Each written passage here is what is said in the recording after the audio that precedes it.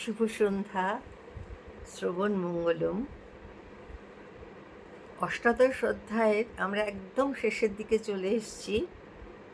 ভগবান শ্রীকৃষ্ণ পার্থকে বলছেন, তিন রকম সুখের কথা বলছেন।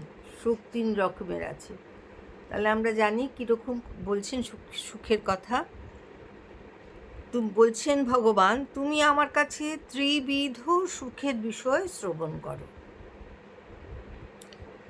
বদ্ধজীব পুনঃ পুনঃ অভ্যাসের দ্বারা সেই সুখে রমণ করে সমস্ত দুঃখের অন্তলাভ করে থাকে। অর্থাৎ যিনি বদ্ধজীব হন, তিনি কি বারবার পৃথিবীতে ফিরে আসেন এবং সে সুখে রমণ করতে করতে, সুখটাকে গ্রহণ করতে করতে করতে তারপর সমস্ত দুঃখের অন্তলাভ করেন। সুখ মানেই তো দুঃখ।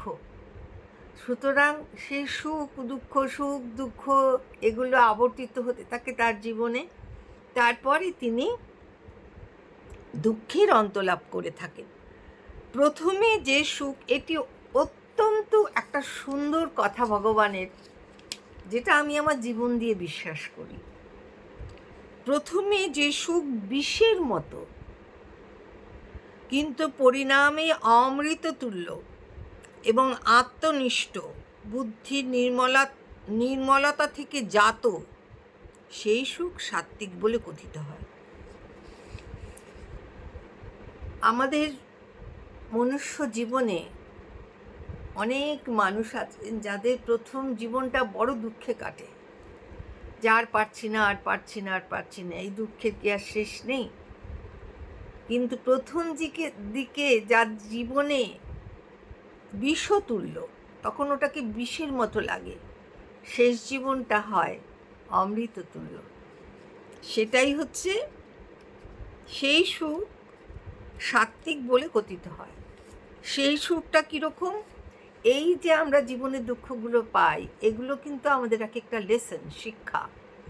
এই শিক্ষা থেকে বুদ্ধির যে নির্মলতা আসে বুদ্ধিতে, তার থেকে যে জন্ম নেয় সুখ, সেই সুখটা হচ্ছে সাত্ত্বিক।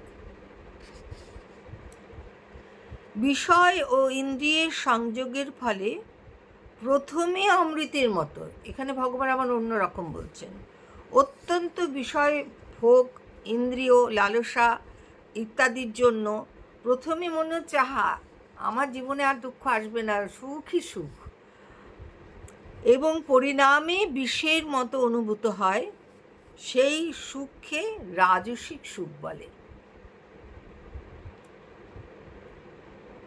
দুঃখ বিনা সুখ লাভ হয় কি মুহূর্তে, একটা কথা আছে। সুতরাং সুখের পরে যে দুঃখ, সেটাকে নেওয়া বড্ড কঠিন। দুঃখটাকেও যেমন নেওয়া যায় না, মনে হয় সারা জীবনে কি দুঃখ থাকবে, কিন্তু না, তারপরে তো নিশ্চয়ই ভগবান সুখ দেবেন। কিন্তু যারা প্রথমেই একবারে সব রকমের আনন্দ সুখে একদম নিমজ্জিত থাকেন, শেষের দিকটা তাদের নিজের মনে হয় বিষের মতো লাগছে, এই সুখটাও আর ভালো লাগছে না, সেই সুখটাকে রাজসিক বলা হয়। যে সুখ প্রথমে ও শেষে আত্মার মোহজনক নিদ্রা, আলস্য, প্রমাদ থেকে উৎপন্ন হয়। বোঝার আছে, যে সুখ প্রথমে এবং শেষে, আত্মার তো একটা মোহ আছে, তো তার থেকে যে নিদ্রা, আলস্য, প্রমাদ থেকে উৎপন্ন হয় যে সুখ, সেটা হচ্ছে তামসিক সুখ। এই পৃথিবীতে মানুষের মধ্যে অথবা স্বর্গে দেবতাদের মধ্যে এমন কোনো প্রাণীর অস্তিত্ব নেই যে এই প্রকৃতিজাত এই ত্রিগুণ থেকে মুক্ত। এই পৃথিবী শুধু মানুষরা নন, দেবতাদের মধ্যেও এই ত্রিসুখ বর্তমান। সুতরাং বলছেন, স্বভাবজাত গুণে ব্রাহ্মণ, ক্ষত্রিয়, বৈশ্য, শূদ্র, এইভাবে কর্মগুলোকে ভাগ করা হয়েছে। সম, দম, তপ, শৌচ, ক্ষান্তি, সরলতা, জ্ঞান, বিজ্ঞান, আস্তিক্য এগুলো ব্রাহ্মণদের স্বভাবজ কর্ম।